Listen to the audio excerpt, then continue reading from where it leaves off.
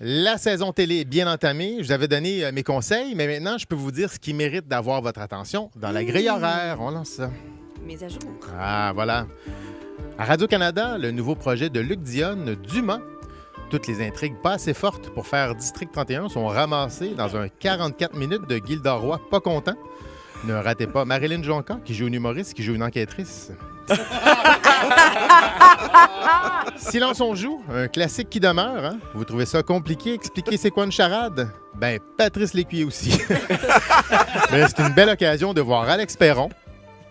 Ne manquez pas la poule aux œufs d'or et Sébastien Benoît qui regrette d'avoir signé un contrat de 3 ans, alors que 30 minutes plus tard, il a l'air de ne pas être en fin de carrière dans Le Chanteur masqué. Le Chanteur masqué, un changement d'animateur remarqué, mais personne n'a vu que Véronique Dicker est remplacée par Mélissa Bédard. Faut le faire, hein? Bravo.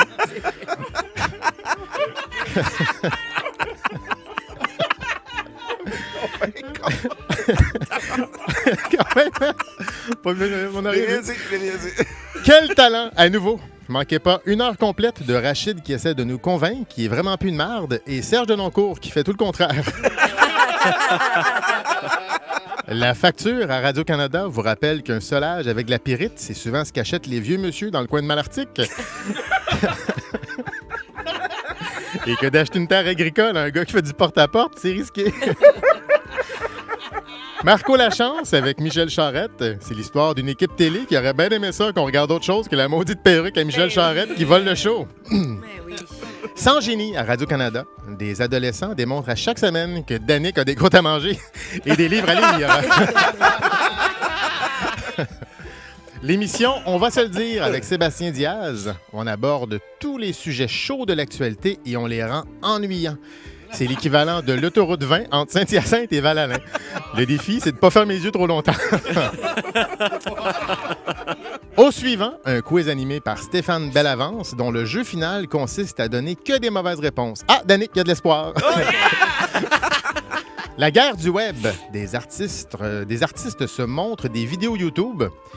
Et c'est tout. C'est ça, la guerre du web. Aïe, aïe, aïe. À Télé-Québec, une autre saison de Belle et Bomme avec 3 belles et un bum. C'est rendu une version musicale de Weekend chez Bernie.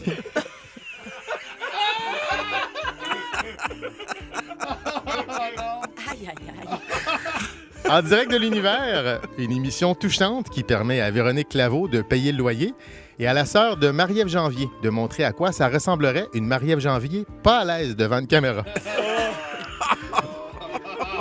Sur Crave, on peut voir la reconstruction au cœur des Canadiens de Montréal, mais à Télé-Québec, on peut voir De Garde 24/7 au cœur de la reconstruction du genou de Patrick Laney. Et on peut aussi voir Musique Plus en rappel, ce qui prouve que des fois, c'est mieux de pas se rappeler.